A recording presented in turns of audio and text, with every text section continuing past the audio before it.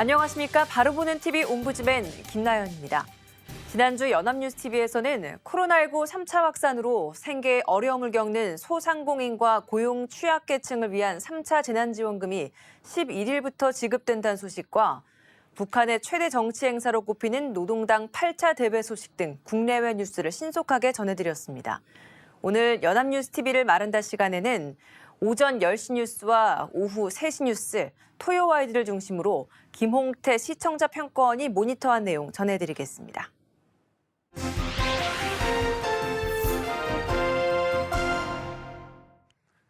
연합뉴스TV는 지난주에 우리나라의 지난해 경제지표와 관련하여 시가총액 증가율, 코스피지수, 무역수지 등을 보도하면서 소상공인과 전통시장 경기체감지수도 함께 보도하였는데요.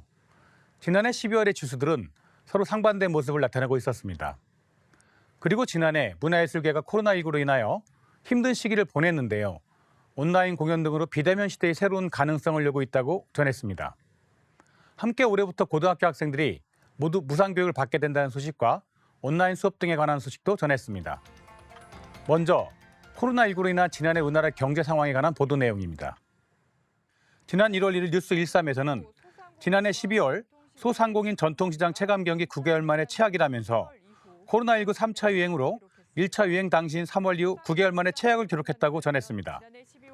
소상공인 시장진흥공단에 따르면 지난해 12월 소상공인 경기 체감 지수는 51.6으로 전월보다 28.3포인트 급락했으며 업종별로는 스포츠, 오락 관련 업종이 29.5로 전월보다 42.8포인트 내렸고 개인 서비스업 41.4포인트, 음식점업도 31.5포인트 하락했다고 전했습니다. 체감 경기가 악화된 이유로는 코로나19 등 전염병 유행을 꼽은 응답이 89.2%로 가장 많았다고 마무리했습니다. 지난 1월 1일 뉴스 1호에서는 지난해 12월 코스피 지수가 11% 상승하면서 22년 만에 최고 상승률을 기록했다고 전했습니다.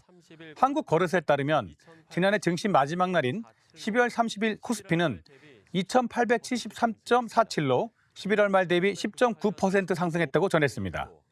이는 1998년 24.5% 이후 가장 높은 12월 월간 상승률로 특히 개인은 12월 한 달간 3조 6,508억 원을 순매수하며 13년 만에 처음으로 매수 우위를 기록했다고도 전했습니다. 지난 1월 1일 뉴스 10에서는 지난해 한국 증시의 시가총액 증가율이 주요 20개국, G20 가운데 중국 다음으로 높은 것으로 나타났다면서 블룸버그가 지난해 한국 증시 폐장일인 12월 30일 기준 주요 86개국 증시의 시가총액을 집계한 결과 총 102조 9,550억 달러로 2019년 말보다 18.4% 증가했다고 전했습니다. 한국 증시의 시총은 2조 980억 달러, 약 3,239조 9천여억 원으로 45.6% 늘었는데요. 한국 증시의 시총 증가율은 86개국 중 6번째이며 특히 G20 국가들 가운데서는 중국에 이어 두 번째로 높았다고 전했습니다. 지난 1월 2일 오전 9시 토요 와이드에서는 작년 수출이 5.4% 감소했으나 막판 반등에 올해 회복을 기대한다는 소식을 전했습니다. 지난해 우리나라의 무역 성적표가 나왔는데요. 코로나19 여파로 수출과 수입 규모가 모두 감소했으나 다행인 점은 12월 수출은 두 자릿수대 증가율을 보이며 역대급 실적을 기록했는데요. 올해도 코로나19 재확산 등 변수는 있지만 상승 호조세가 이어질 것으로 보인다고 전했습니다. 지난해 한국 증시의 시가총액 증가율이 G20 가운데 중국 다음 높은 것으로 나타났습니다. 2019년 말보다 18% 정도 증가했으며 지난해 12월 코스피 지수가 11% 상승하며 22년 만에 즉 IMF 외환위기 이후 최고 수치 상승률을 나타냈습니다. 지난해 우리나라는 수출과 수입 규모가 모두 감소했지만 12월 수출은 두 자릿수대 증가율로 역대급 실적이라며 내년은 상승세를 예측하고 있는데요. 이러한 분석은 작년 한 해를 마무리하며 코로나19 상황 속에서 우리나라의 경제 지표를 분석하며 나름 짧지만 임팩트 있게 전달하고 있는 모습입니다. 하지만 우리나라 경제를 실질적으로 뒷받침하고 있는 소상공인의 경기 체감 지수는 위 어떠한 수치보다 중요해 보이는데요. 작년 12월 소상공인 전통시장 체감 경기는 코로나19 1차 유행인 3월 이후 9개월 만에 최악을 기록하며 경기 체감 지수는 51.6으로 전월보다 28.3포인트나 급락했습니다. 이러한 체감 지수가 증시의 시총이나 코스피 지수, 그리고 무역 지수와 다르게 나타나는 이유의 설명이 필요해 보이는데요. 코로나19의 유행이라는 일반적인 설명 외에 추가적인 분석이 필요해 보였습니다. 이와 같은 지표의 차이에 대하여 어느 정도 분석이 있어야 작년 우리나라 경제 지표에 대한 타당한 설명이 될 수 있어 보이고 시청자들이 앞으로 경제 흐름이 어떻게 갈지 이러한 정보를 얻을 수 있어 보입니다. 특히 새해 첫 주부터 소상공인과 특수고용직 및 프리랜서 등 고용 취약계층에 코로나19 3차 피해 지원금 지급 절차를 시작한다고도 하는데요. 소상공인 체감지수가 현실 경제에서 가장 민감하고 중요한 부분임을 강조할 필요도 있어 보였습니다. 지난해 12월 31일 오전 뉴스 영삼에서는 지난해 문화예술계가 코로나 사태로 큰 어려움을 겪었지만 비대면 시대의 새로운 가능성을 발견했다고도 전했습니다. 초유의 감염병 사태 앞에 문화계는 지난해 최대 위기를 맞았으며 분야를 막론하고 일정 연기와 취소가 잇따랐고 화려한 행사 대신 엄격한 출입 통제가 이루어졌지만 돌파구를 찾는 과정에서 위기는 기회가 되기도 했다고 전했습니다. 지난해 6월 열린 방탄소년단의 첫 온라인 콘서트 방방콘 더 라이브는 동시 접속자 수만 최대 75만 명에 달해 기네스 기록에 올랐는데요. 현장 공연의 감동을 대신하지 못해도 저렴한 비용으로 생생한 무대를 즐길 수 있는 데다가 시공간 제약이 없는 확장성이 장점이라고 전했습니다. 국내 뮤지컬계에서도 모차르트 시작으로 다양한 유료 온라인 공연이 안방을 찾았는데요. 최근에는 킬러 파티와 같은 웹 뮤지컬도 등장하면서 뮤지컬 대중화에 기여하고 있으며 또 연극계에선 스테디셀러 연극, 늙은 부부 이야기가 영화로 재탄생하는 등 공연 영상화 작업을 시도했다고 전했습니다. 지난해 휴관과 재개관을 반복한 국공립 문화시설들은 다양한 온라인 콘텐츠 개발에 나섰는데요. 코로나 우울을 느끼는 시민들에게 가상현실이나 증강현실 같은 첨단 기술로 색다른 관람의 기회를 제공해 호응을 얻었으며 위기 속에서도 소통과 희망의 끈을 놓지 않기 위한 문화예술계의 노력이 문화산업 도약의 전환점을 만들고 있다고 전했습니다. 지난 1월 2일 오전 토요 와이드에서는 어느 때보다 길고 힘들었던 지난해를 뒤로하고 신년을 맞아 희망을 기원하는 작품들이 이어졌다고 전하면서 공통적으로 코로나19 극복에 대한 염원이 담겨 있다고 했습니다. 해묵은 갈등을 안고 떠나는 쥐와 용맹한 기세로 코로나 바이러스를 물리치는 황소, 새 소망을 한 컷에 표현한 재치 있는 그가 그림이 눈길을 끄는데요. 한국만화박물관이 소때를 맞아 마련한 카툰전 근면성치라소입니다. 소를 소재로 한 한국카툰협회 작가들의 작품 40점을 선보이며 코로나 종식을 기원하는 마음이 곳곳에서 묻어나는데요. 현장을 찾지 못해 관람객을 위해 15일부터는 온라인으로 개최한다고 전했습니다. 광화문 세종문화회관에 설치된 8m 크기의 두 팔을 벌리고 시민들을 감싸 안는 듯한 모습의 곰은 밤이 되면 핑크빛으로 일대를 밝히며 따뜻한 느낌을 더하는데요. 서울시 핑크라이트 캠페인에 맞춰 핑크색으로 코로나 극복 응원의 메시지를 표현했으며 대규모 설치 미술 프로젝트 허그베어 베어브릭 세 번째 시리즈로 소중한 이들과 다시 만나고 싶은 마음이 담겨 있다고 전했습니다. 부산의 관광 명소인 용두산 공원에서는 지친 시민들을 위로하는 대형 달토끼가 등장했는데요. 스위치를 올리면 거대한 달과 토끼의 불이 켜지면서 특별한 포토존이 됩니다. 코로나19 재확산에 따라 3일까지는 운영을 일시 중단한 상태여서 온라인으로 마련한 퍼포먼스 영상을 즐길 수 있다고 전했습니다. 문화계는 지난해 가장 큰 위기를 맞은 분야 중 하나인데요. 행사 취소가 잇따랐고 출입이 통제되었기 때문입니다. 하지만 방탄소년단의 온라인 콘서트나 유료 온라인 공연 뮤지컬 공연이 이루어지기도 했습니다. 현 상황에서는 온라인 콘텐츠 개발이 중요해 보이는데요. 짧은 분량의 웹 뮤지컬 등 온라인에 맞는 콘텐츠 개발이 이루어지고 있는 상황입니다. 그럼에도 코로나19의 현 상황에서 문화계를 유지하기 위한 노력이 필요하다는 언급과 이를 위해 시청자들의 관심이 필요하다는 멘트가 있었으면 더 좋았을 것입니다. 특히 경제적인 면은 강조될 수밖에 없는데요.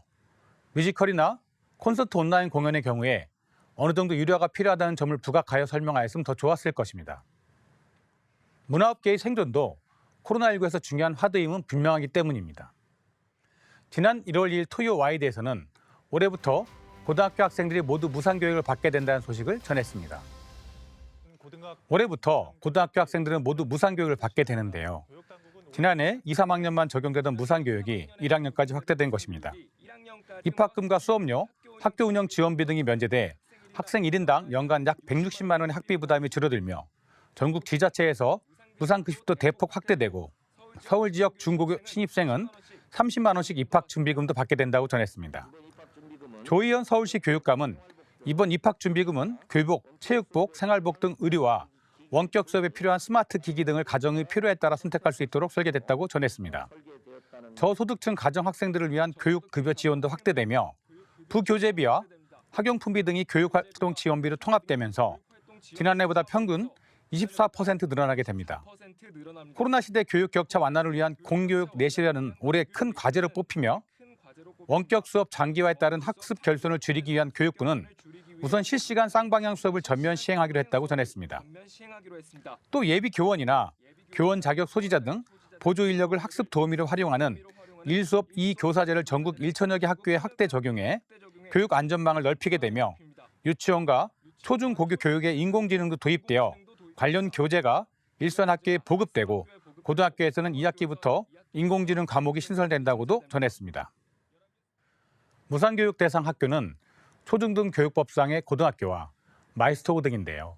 일부 자율형 사립고나 외국어는 제외된다고 하며 교육활동 지원비가 필요한 가구는 학부모가 주민센터를 방문하거나 복지로 홈페이지에서 신청하면 된다고 합니다. 다만 지난해 12월 초중등 교육법이 개정되면서 초중등학교 교육과정 총론에 따라 원격 수업 운영이 정규 수업으로 제도화됐는데요. 시청자들이 현재 가장 관심 있는 부분은 원격 수업이 대면 수업에 비해 어느 정도 효율성이 있는지, 대면 수업을 대체 가능한지 여부로 보입니다. 따라서 코로나19가 장기화되면서 학생들의 학력이 제대로 갖춰지고 있는지, 온라인 수업으로 인해 도능 간 격차뿐만 아니라 개인 간 격차에 어떻게 대비하는지는 한 번쯤 짚어야 할 점으로 보입니다. 또 같은 반 친구들조차 전부 모이지 못하는 상황에서 친구들과의 교류나 관계를 어떻게 형성하고 이를 유도할 것인지에 대해서도 추후 보도가 필요해 보였습니다.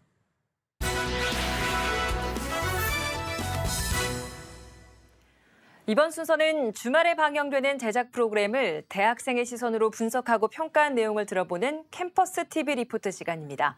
이번 주는 숙명여대 미디어학부 이성원 학생 나와 있습니다. 안녕하세요. 안녕하세요. 네, 지난주에 어떤 프로그램 모니터했나요? 네, 저는 지난해 12월 19일과 26일 오전 9시 30분에 방송되는 하모니를 모니터했습니다. 이번 방송에서는 우즈베키스탄에서 온 바호르 씨와 그녀의 유쾌한 일상을 담았습니다. 그럼 자세한 모니터 내용 지금부터 전해드리겠습니다.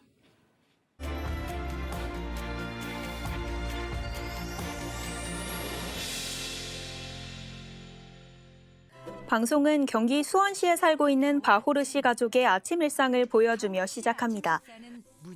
언니 미나가 동생 리아를 달래며 밥을 먹여주는 모습인데요. 13살 터울인 언니에게 껌딱지처럼 꼭 붙어 있다고 합니다. 17살인 큰딸 미나는 엄마와 같이 길거리를 다니면 사람들이 언니라고 한다며 웃음을 지었는데요. 이어진 엄마 바호르 씨의 인터뷰가 재밌었습니다. 장난이야? 근데 뭐 짝짝이 양말을 고수한다는 미래의 패셔니스타 리아. 엄마의 손을 잡고 유치원에 등원합니다. 종종 걸음을 재촉. 바호르 씨는 집에 오자마자 집안일에 돌입하는데요.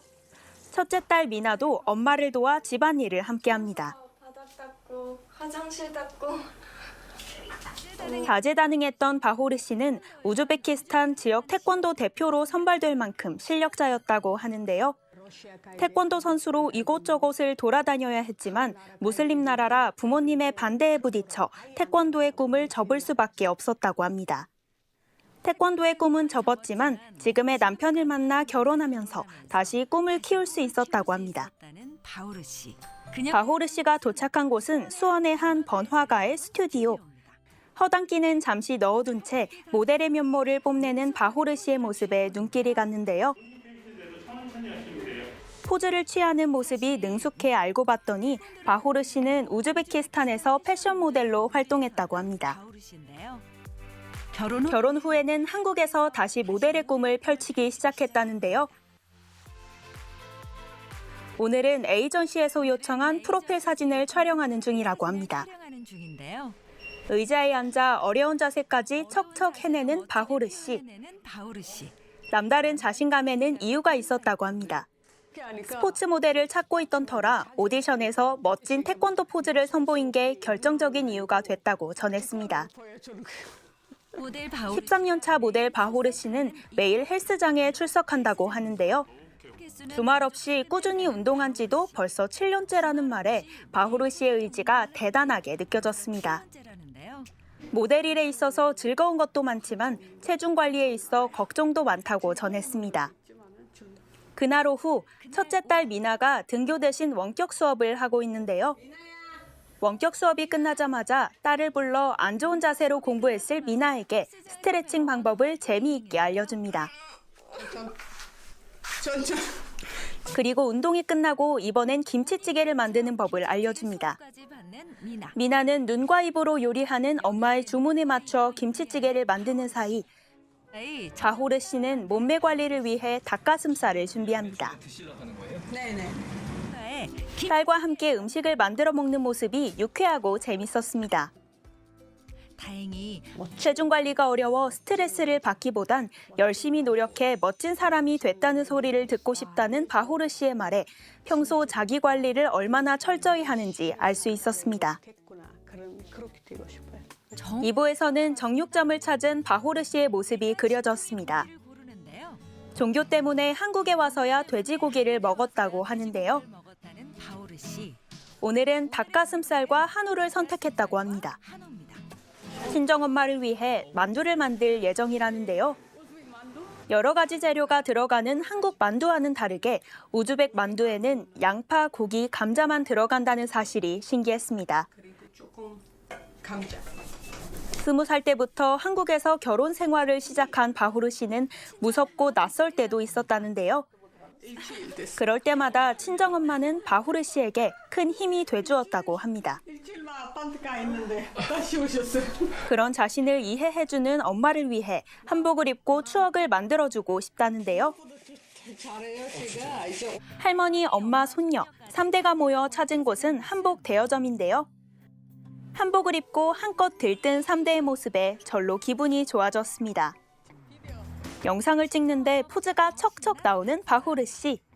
유쾌하지만 동시에 모델다운 모습을 엿볼 수 있었습니다. 어디서든 자신만만 포즈. 다시 집에 와서 만두를 만드는데요. 한국과는 다른 장미꽃 모양의 만두 모습이 신기하게 느껴졌습니다. 출장에서 막 돌아온 아빠까지 온 가족이 오랜만에 한자리에 모였다는데요. 맛있는 걸까요? 언제나 자신을 응원해주는 가족이 있기에 이제는 한국인 바호르 씨로 한 걸음 더 나아가고 있다고 합니다. 네, 모니터한 내용 잘 봤습니다. 그럼 이성원 학생은 이 연중기획 하모딘 중에서 어떤 내용이 가장 인상 깊었나요? 네, 저는 무엇보다 어떤 상황에서도 밝고 자신감 넘치는 바호르 씨의 모습이 가장 기억에 남습니다. 타국인 한국에서 생활하는데도 매 순간 당차고 유쾌한 모습에 보는 저까지 덩달아 기분이 좋아졌습니다. 네, 수고 많았습니다. 지금까지 숙명여자대학교 미디어학부 이성원 학생이었습니다. 고맙습니다. 고맙습니다.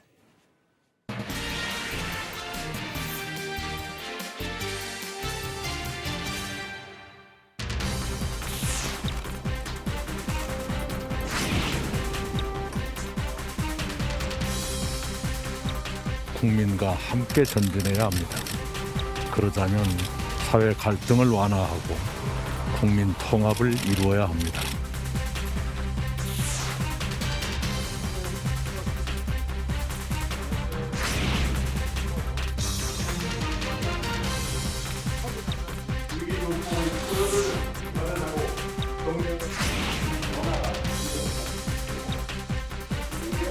사면을 정략적으로 활용하든지 사면을 가지고 장난쳐서는 안 될 것입니다.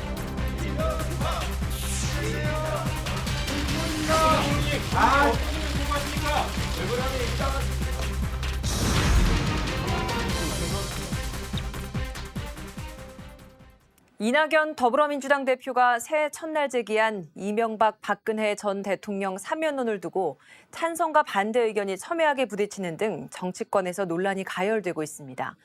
청와대가 두 전직 대통령 사면론에 거리 두기를 하는 상황이지만 여지는 지속되고 있습니다. 오늘 TV와 비평 시간엔 이명박 박근혜 두 전직 대통령 사면론을 둘러싼 논란에 대해 우리 언론에선 어떻게 보도하고 있는지 자세히 알아보겠습니다.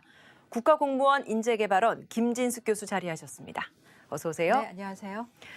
네, 먼저 이낙연 민주당 대표가 사면론을 새해 초부터 제기했습니다. 당 안팎의 여론을 좀 간략하게 정리를 해주시고요. 이 사면론에 대해서 언론에선 어떻게 보도하고 있는지 짚어주시기 바랍니다. 네. 새해 첫날부터 이낙연 민주당 대표가 제기한 이명박 박근혜 전 대통령의 사면론에 대해서 후폭풍이 번지고 있습니다. 이 대표는 이제 국민 통합을 명분으로 내세웠지만 정작 여당 내에서도 비판의 목소리가 나왔고 언론의 반응도 분명하게 갈렸습니다. 국민 통합이란 당초 목적과는 달리 오히려 갈등이 좀 불거지는 양상입니다. 언론에서는 두 전직 대통령의 사면론에 대해서 선거를 위한 정치공학적 셈법으로 풀이를 했습니다. 당장 올해 4월에 있을 재보궐선거와 또 내년에 있을 대선을 의식한 것이란 얘기입니다. 이 대표의 사면 건의는 최근 또 지지율이 떨어진 이 대표가 중도층의 마음을 얻기 위해 통합과 화해 메시지를 던진 것으로도 해석을 했습니다. 결국 여권의 반발로 비공개 최고위원회의가 열렸는데요. 이 대표는 국민과 당원의 뜻을 존중하겠다라면서 한 발 물러서는 입장을 보였습니다. 이에 대해서 조선일보는 정치적인 계산을 버리고 인도적 차원에서 두 전직 대통령의 사면을 결단해야 한다라고 밝혔습니다. 두 전직 대통령에 대한 정치적 평가와 법적 처벌은 이미 충분히 내려졌다라면서 이제는 국격이라는 측면에서 생각해 볼 때가 됐다라고 덧붙였습니다. 동아일보와 중앙일보 역시 국격에 대해서 언급을 했는데요. 전직 대통령의 사면 문제는 정치적인 유불리를 떠나서 대한민국의 국격 관점에서 생각해야 한다라면서 두 전직 대통령이 감옥에 갇혀 있는 것은 대한민국의 정치를 과거의 볼모로 붙잡아두는 것이나 다름없다라고 주장했습니다. 네. 반면에 이제 한겨레와 경향신문은 두 전직 대통령의 사면론을 강하게 비판했습니다. 한겨레 신문은 국민 상식과 법 감정에도 어긋난다라면서 국민 통합이 아니라 국론 분열을 부를 것으로 전했습니다.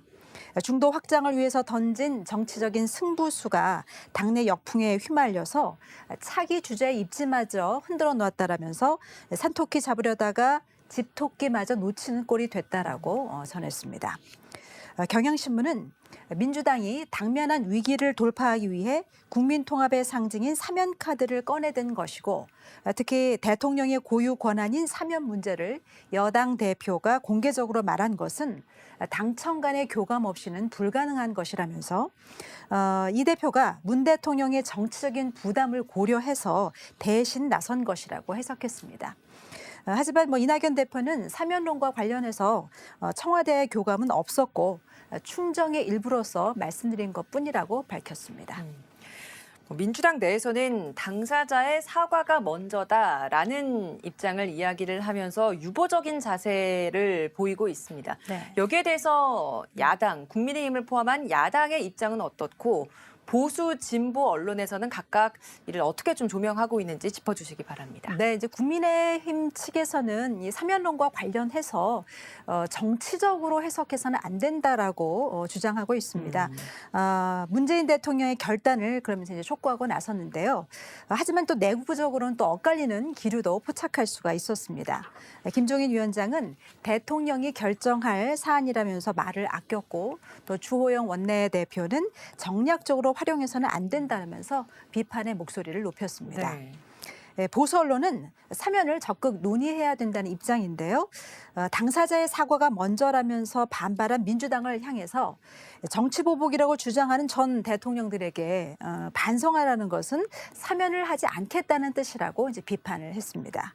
소수 지지층의 눈치만 보면 정치의 정상화는 유원해진다라고 덧붙이기도 했습니다.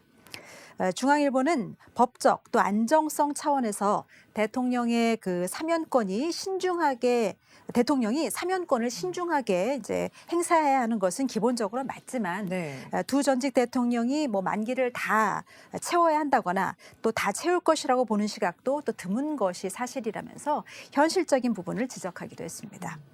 반면에 이제 진보 언론에서는 두 전직 대통령이 진심 어린 사과를 하지 않았고 또 박근혜 전 대통령의 대법원 판결이 남은 상황에서 사면론이 나오는 것은 섣부르다라고 지적했습니다. 소모적인 논란을 불러올 사면 바람잡기보다는 시급한 현안 해결에 집중해야 되고 또 국민의 동의가 없는 사면 논의가 더 이상 있어서는 안 될 것이라고 밝혔습니다. 한국일보는 야당으로서는 박 전 대통령의 형이 확정된 후에 이제 사면을 요구하려 했을 텐데 오히려 선수를 뺏긴 꼴이라고 전했습니다. 문 대통령의 임기가 이제 1년여 남은 시점에서 사면은 적폐청산의 기조를 이제 통합과 미래로 선회한다는 의미를 담을 수는 있겠지만 당사자의 사과와 반성이 함께 돼야 또 국민 통합의 효과를 얻을 수 있다라고 강조했습니다. 네, 뭐 이제 공은 청와대로 넘어왔다 이런 분석들이 많지 않습니까? 네. 다양한 전망들이 나오고 있는데 언론에서는 어떻게 조명을 하고 있는지 혹시 문제점은 있다면 같이 전해주시면 좋을 것 같습니다. 네. 두 전직 대통령의 사면 문제가 또 새해 벽두부터 정치권과 또 여론을 달구고 있는 모습입니다. 하지만 네, 공은 청와대로 넘어간 분위기입니다. 이명박 전 대통령은 이미 징역 17년을 확정해서 특별 사면이 가능한 상태고요. 또 박근혜 전 대통령도 대법원 제3고심 판결이 오는 14일에 확정이 되기 때문에 특사가 또 가능한 조건이 됩니다. 특히 문재인 대통령의 신년 기자 간담회가 박 전 대통령의 판결이 있은 그 이후에 열릴 것으로 보여서 대통령이 또 이 문제와 관련해서 대답을 하지 않을 수 없는 그런 또 상황이 됐습니다. 보수 언론에서는 지금이야 여권 내에서 사면에 대한 반발이 있지만 문 대통령이 결정에 함에 따라서 또 당내 여론은 한 번에 달라질 수도 있다라고 전했습니다. 그러면서 문 대통령이 집권 후에 노동계나 시민사회단체 등 그 인사들을 위주로 코드 사면을 했다는 비판을 받았는데 이번에 만약에 대통령이 사면을 결정한다면 다른 평가를 받을 수도 있다면서 중도와 또 보수 성향 유권자들에게도 다가갈 수 있을 것이라고 해석하기도 했습니다. 네. 또 하지만 진보 언론에서는 사면 문제가 현 시점에서는 자충수가 될 수도 있다라고 전했습니다. 문 대통령이 대선 후보 시절에 뇌물과 또 알선 수재, 또 수뢰, 배임이나 횡령 이런 5대 중대 부패 범죄는 사면하지 않겠다고 공약을 했기 때문에 두 전직 대통령 역시 사면 제한 대상 범죄로 유죄를 받았다는 점을 다시 한번 짚었습니다. 두 전직 대통령의 사면과 이제 관련해서 여당 대표가 꺼낸 말 한마디에 이렇게 파장이 좀 번지는 것을 보면 우리는 좀 지나친 정치적 해석, 과잉 시대에 살고 있는 것은 아닌가 좀 돌아보게 됩니다. 네. 언론도 진영에 따라서 이제 유불리로만 해석을 하고 있는데요. 두 전직 대통령의 사면 문제는 언젠가는 검토해 봐야 될 사안은 맞습니다. 하지만 현 시점의 논의는 오로지 그 정략적인 계산만 좀 부각시키는 점이 아쉬운 대목이 아닐까 싶습니다. 국민 정서는 좀 뒤로 하고 사회 통합이라는 명분 하에 대통령의 결단으로만 몰고 가는 것이 어떻게 보면 또다시 국민들에게 부담이 되지 않을까 하는 우려도 해봅니다. 우리는 과거에도 이제 잘못을 인정하지 않은 전직 대통령에 대한 사면을 했는데 이것이 오히려 또 사회 통합에 방해가 될 수 있었다는 사실을 좀 다시 한번 기억했으면 좋겠습니다. 네, 말씀하신 것처럼 이낙연 대표는 국민 통합을 위해서 사실 이 사면론을 꺼내 들었겠습니다만 또 다른 갈등의 불씨가 일지는 지켜봐야 되는 시점 아니겠습니까? 네. 그런 의미에서 지금 이 시점에서 언론의 역할이 더더욱 중요할 것 같은데요. 바람직한 보도 태도 짚어주시기 바랍니다. 네. 여당 대표가 불을 지핀 두 전직 대통령의 사면론에 대해서 여권 내에서도 사실 파장이 거세지고 있습니다. 친문 또 호남 의원들의 반발 속에 또 옛 동교동계 의원들이 이 대표의 사면론에 힘을 실어주고 있고 또 차기 대선 주자들도 제각각 이제 다른 입장을 보내고 있어서 어떤 선택을 하더라도 안팎으로 이제 극심한 찬반 논쟁에 휩싸일 수밖에 없어 보입니다. 네. 결국은 문재인 대통령이 결단할 문제지만 우리 사회의 극심한 분열을 막기 위해서는 어느 정도의 사회적인 토론과 또 합의의 과정이 필요하지 않나 싶습니다.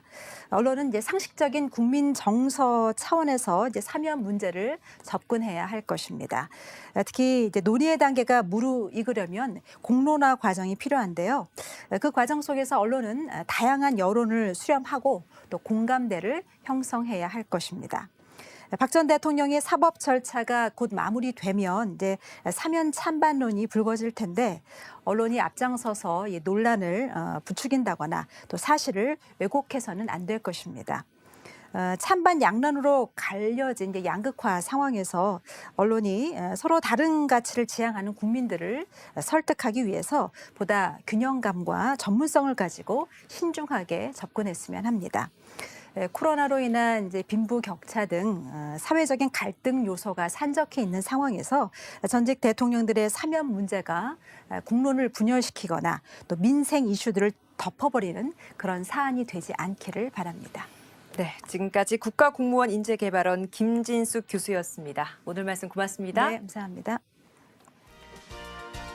옴부즈맨 제작진은 시청자 여러분의 다양하고 소중한 의견을 기다립니다. 방송을 보고 느낀 소감을 연합뉴스TV 홈페이지 시청자 게시판이나 SNS로 보내주시기 바랍니다.